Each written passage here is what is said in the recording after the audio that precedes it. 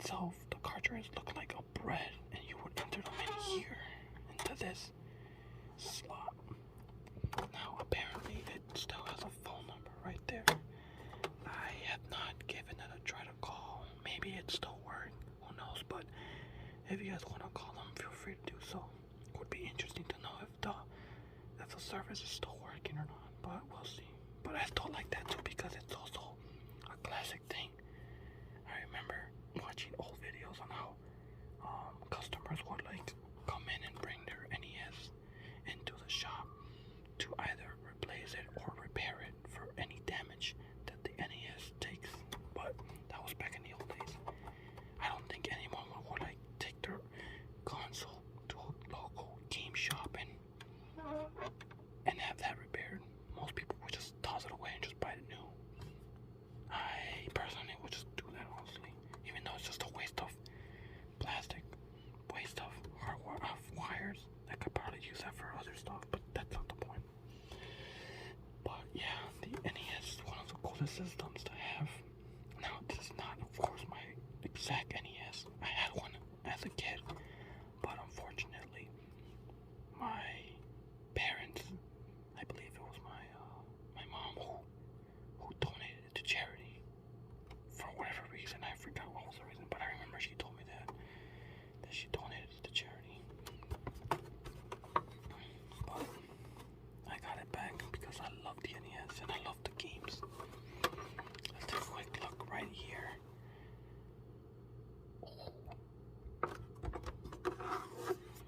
I'm surprised the sticker still looks pretty new. It's like in really good condition. I don't know what this is.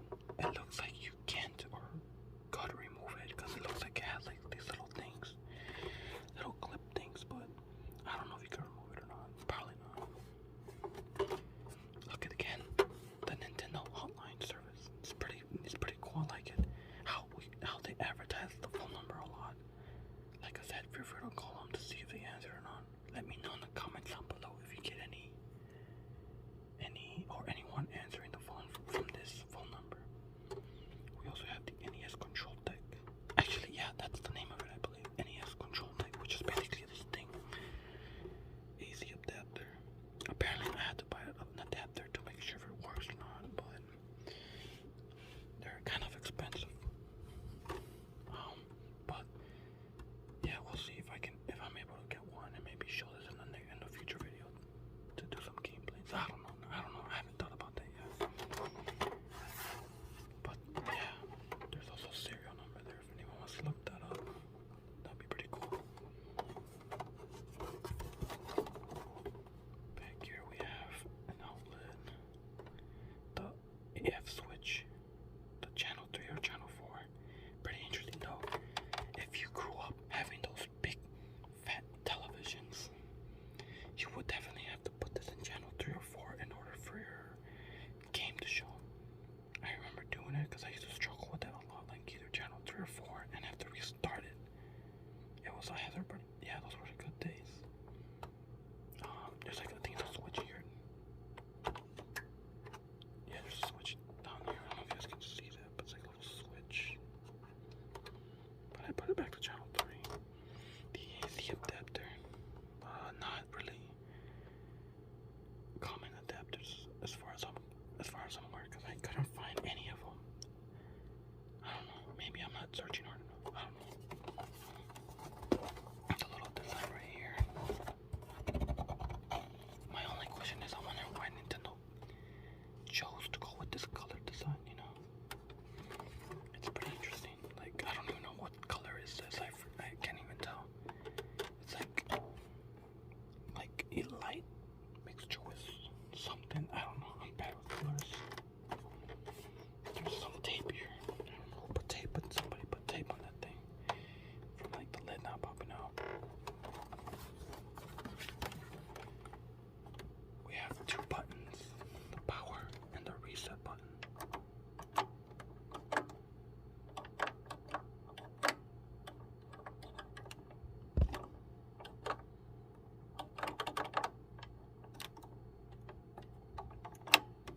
Anyone else had trouble with that blinking red light? I remember that.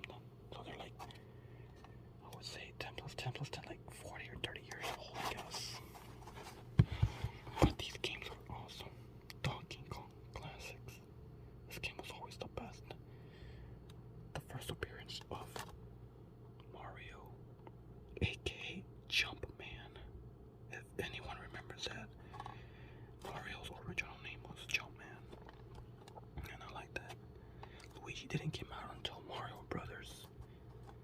I forgot what nickname they gave him, but I think they just call him Luigi. I don't know. The original Donkey Kong in this picture, and Donkey Kong Jr. I believe. Yeah, Donkey Kong Jr. There's all this right there. 2 great games in 1 game pack. Now there was Donkey Kong 3, but that one it isn't really about Mario. It's more about just Donkey Kong fighting off this garden man or like something like that. I forgot, but it was something like him fighting a garden. We have Castlevania. I didn't really play this game because I just thought it was boring, but I kind of want to give it a try again. It looks now pretty interesting. Beat the mission. We beat the vampire. It's Simon, the hero of the game, with this sword and whip. Look at that. It looks pretty cool. What it says is right there: official Nintendo seal. Castlevania, made by Konami. I think I did it right. It was made by Konami, or Konami created the game from Castlevania. Konami created Castlevania, sorry. What do we have here? Oh, one of the best games I love to this day. Super Mario Brothers 3. And we have Mario dressed as a raccoon. I don't know why, but I always find this image itself very satisfying with the yellow background and Mario doing that pose. It's always satisfying.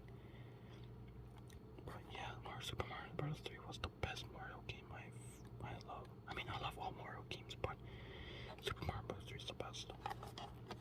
Now, this game you can actually play with 2 players, but yeah. Oops. We also have Metroid, Samus Aran. Fun game, fun game. Anyone ever play Metroid? Let me know in the comments down below what you think about this game. I personally loved it.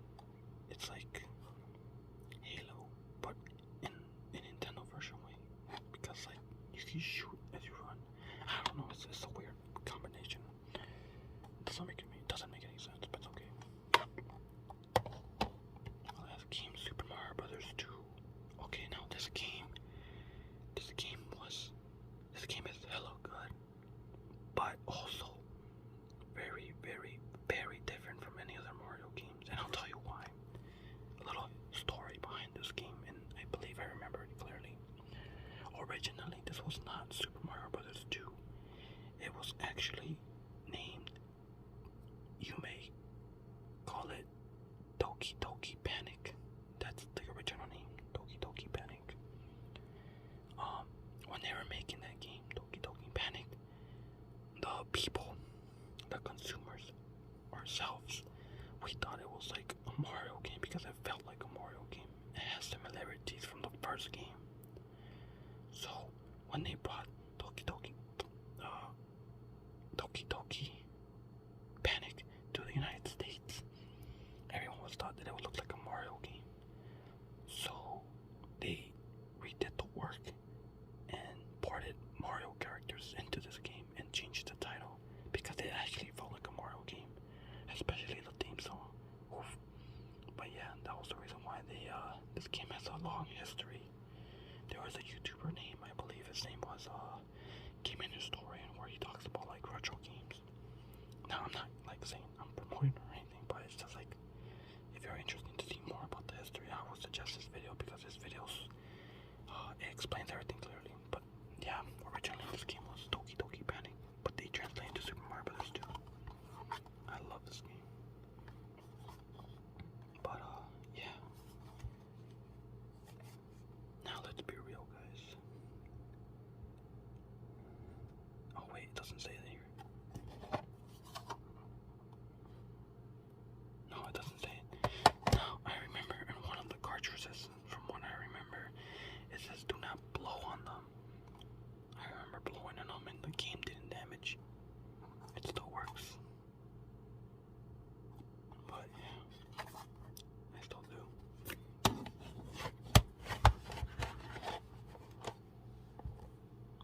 But overall, the NES has a really nice game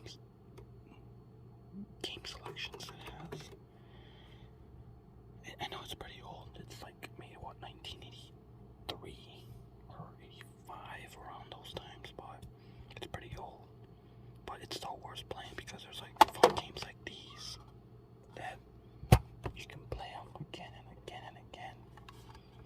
what retro people, no, it's what collectors or people who loves playing retro games will do for a living. Just play games, retro games.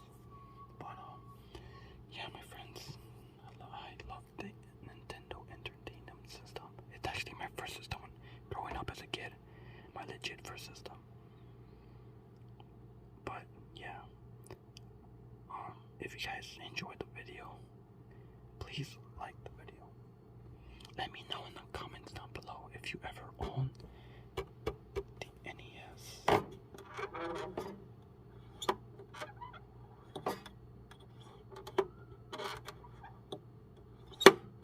Let me know in the comments down below if you ever owned the NES and what game did you play. What was the first game you ever played on this console? My first game was, of course, Super Mario Brothers and Duck Hunt. Unfortunately, I don't have it here, but maybe in the future I'll